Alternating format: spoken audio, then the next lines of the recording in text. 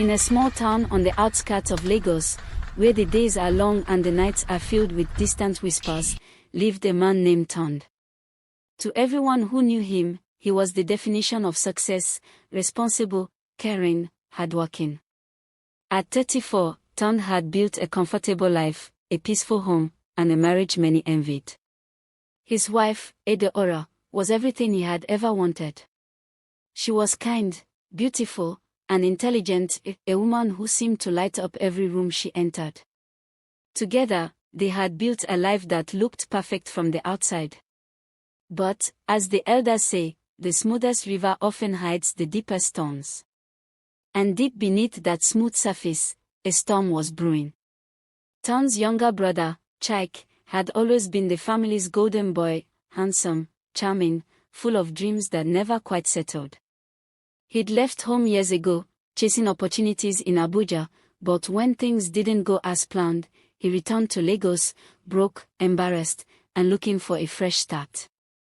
Tond, ever the responsible elder, welcomed him back without hesitation. He told Edeora, his family, "He'll stay with us for a while until he finds his feet." Edeora had smiled that gentle smile Tond loved so much and agreed. But that single decision, that small act of kindness, would change everything. At first, everything seemed fine. Chaik helped around the house, ran errands, and even joked with Edeora while Tond was at work. There was laughter in the evenings again, something Tond had missed in recent months. But slowly, things began to change. Chaik started dressing better. He began helping Edeora in ways that seemed too personal. He'd cook with her, accompany her to the market, and sometimes whisper jokes that made her laugh a little too hard. Tond noticed, but brushed it off. He told himself, "They're just close. It's good that they get along." But sometimes, when he returned home unexpectedly, he'd find them sitting too close. Or see Edeora quickly adjust her wrapper when she realized he was watching. There was a silence that began to live between them, the kind that said more than words ever could. One evening, while Tond was working late, a message buzzed on his phone, a notification from the home security app he'd installed months earlier. Out of curiosity, he opened it. There, in the grainy footage from his living room camera, he saw Edeora and Chaik laughing, their voices playful, their eyes too familiar. He paused the video. The laughter felt wrong, too intimate, too private. Tond tried to convince himself he was overthinking it. But deep down, something began to crack. The next few days were filled with silence, the heavy, suffocating kind that eats away at peace. Edeora started avoiding eye contact. Chaik suddenly became busier, spending more time outside, returning home late. And at night, Tond would lie awake, wondering what kind of man his own brother had become. It happened on a Saturday afternoon. Tond had gone to visit a client but forgot an important document at home. He returned unexpectedly, the house quiet, doors slightly ajar. He walked in. The air felt strange, thick with something unsaid. As he approached the bedroom door, he heard whispers, laughter, then silence. He opened the door slowly. And there they were. Edeora and Chaik. Together. For a moment, the world stopped moving. Tond couldn't speak. Couldn't breathe. His heart pounded so loudly it drowned out every sound in the room. Edeora gasped, covering herself, her face pale with shock.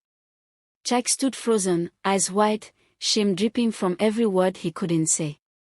The room was heavy with betrayal, the kind that burns the soul. Tond's voice trembled. "In my own house. Chaik." But Chaik said nothing. And that silence, that unforgivable silence, was the answer he dreaded most. News of the affair spread like wildfire. In their community, nothing stays hidden for long. Tond's mother wept bitterly. Relatives blamed Edeora, some blamed Chaik, but no one could understand how love had turned into this kind of pain. Chaik packed his bags the next morning and left, no apology, no explanation. Edeora tried to speak, to beg, to explain that it just happened, but Ton couldn't bear to listen. He moved out of the house for weeks, staying with a friend in Suraleh, trying to make sense of it all. He replayed every moment in his mind, the laughter, the trust, the signs he ignored. And the more he thought about it, the more he realized, betrayal doesn't start in the bed. It starts in the heart, in small moments of secrecy that grow into something deadly. Months passed. Ton finally agreed to meet Eudora, not to forgive, but to understand. They sat in silence at a quiet restaurant, the air heavy with things they'd never say. Eudora finally spoke. Her eyes were red, her voice trembling. It wasn't love, Ton.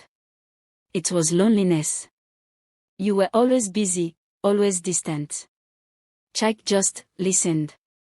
Ton stared at her, pain mixing with disbelief. So you destroyed our marriage because you were lonely? She nodded slowly, tears rolling down her cheeks. He looked away. You could have told me. She whispered, would you have listened? That question lingered, painful, piercing, unanswerable. They both sat there, broken pieces of what once was, knowing that love alone wasn't enough anymore. In time, Eudora left Lagos.